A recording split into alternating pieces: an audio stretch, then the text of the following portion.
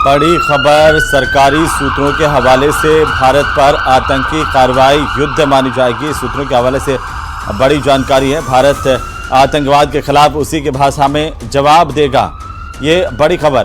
भारत पर कोई भी आतंकी कार्रवाई युद्ध मानी जाएगी। भारत आतंक के खिलाफ उसी भाषा में जवाब देगा, ये सूत्रों के हवाले से जानकारी सामने आ रही है। सहयोगी अनूप गुप्ता हमारे साथ जुड़ चुके हैं। अनूप, क्या अपडेट और जानकारी है इस वक्त आपके पास? देखिए, आपको बता दूं कि पहलगाम घटना के बाद जिस तरीके का माहौल है, जिस तरीके से भारतीय सेना ने आतंकी ठिकानों पर टारगेटेड अटैक किया और उसके बाद जिस तरीके से बॉर्डर में आपको एक तनाव दिख रहा है, इन सब के बीच में आज जो है वो सरकार ने ये साफ कर दिया है कि आने वाले वक्त में कोई भी आतंकी घटना अगर होती है, आतंकी कार्रवाई होती है, तो उसको एक्ट ऑफ वॉर माना जाएगा। यानी कुल मिलाकर के सरकार ने साफ कर दिया कि अब आतंकवाद को केवल आतंकवाद की तरह नहीं देखा जाएगा जिस तरह से पहले देखा जाता था।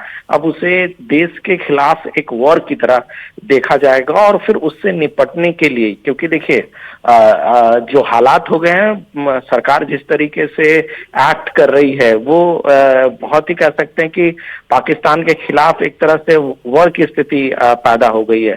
तो अब भारत सरकार ने साफ कर दिया है कि आने वाले वक्त में अगर आतंकी कार्रवाई होती है तो उसे एक्ट ऑफ वॉर माना जाएगा और उससे निपटने के लिए उसी तरह की कार्रवाई की जाएगी। देखिए, आपको बता दूं कि ये जो फैसला हुआ है, थोड़ी देर पहले प्रधानमंत्री आवास में एक बड़ी बैठक हुई थी, एक हाई लेवल बैठक हुई थी जिसमें रक्षा मंत्री राजनाथ सिंह, तीनों सेनाध्यक्ष, सीडीएस और इसके अलावा एनएसए अजीत डोभाल मौजूद थे। और उसके बाद सरकारी सूत्रों के मुताबिक इस बैठक में ये फैसला हुआ है, सरकार की तरफ से ये साफ कर दिया गया है कि आने वाले वक्त में कोई भी आतंकी घटनाएं घटती है उसे एक्ट ऑफ वॉर माना जाएगा। जी बिल्कुल अनूप, तो क्या ये संदेश और ये संकेत कि अब तक हम जिस तरीके से जवाबी कार्रवाई कर रहे थे, अब हम अटैकिंग मोड में रहेंगे? क्योंकि बहुत हो गया, पिछले 3 दिन से हम लगातार देख रहे हैं कि पाकिस्तान की तरफ से इस तरह से लगातार हमले किए जा रहे हैं। देखिए, पहलगाम घटना के बाद से ही केंद्र सरकार और एजेंसी ने साफ कर दिया था कि इसके पीछे जो है वो पाकिस्तान का हाथ है, पाकिस्तान में बैठे हुए जो आतंकवादी सरगना है उनका हाथ है। लेकिन देखिए, हमारे लोग मारे गए और उसके बाद से ही साफ था कि ये सरकार जो है वो टफ स्टैंड लेने वाली है और किसी भी तरीके से बख्शने के मूड में नहीं है आतंकवादियों को और आतंकवादी जो सरगना है उसको। यही वजह है कि आज इतनी बड़ी कार्रवाई हुई, जिस तरीके से 9 ठिकानों पर स्ट्राइक किया गया, आतंकवादियों को मारा गया। आज तो लिस्ट भी हमारे पास है सूत्रों के हवाले से कि 5 बड़े टेररिस्ट को वो जो स्ट्राइक किया गया था भारतीय सेना की तरफ से, उसमें 5 कह सकते हैं कि बड़े आतंकवादी मारे गए। तो कुल मिलाकर के सरकार ने ये साफ कर दिया है कि किसी भी तरीके का आतंकवादी घटना को वो सिर्फ आतंकवादी घटना नहीं समझेगी, वो सीधे देश के खिलाफ एक वॉर की तरह देखेगी और फिर उससे निपटने के लिए भी वही कदम उठाएगी जो वॉर लाइक सिचुएशन होता है।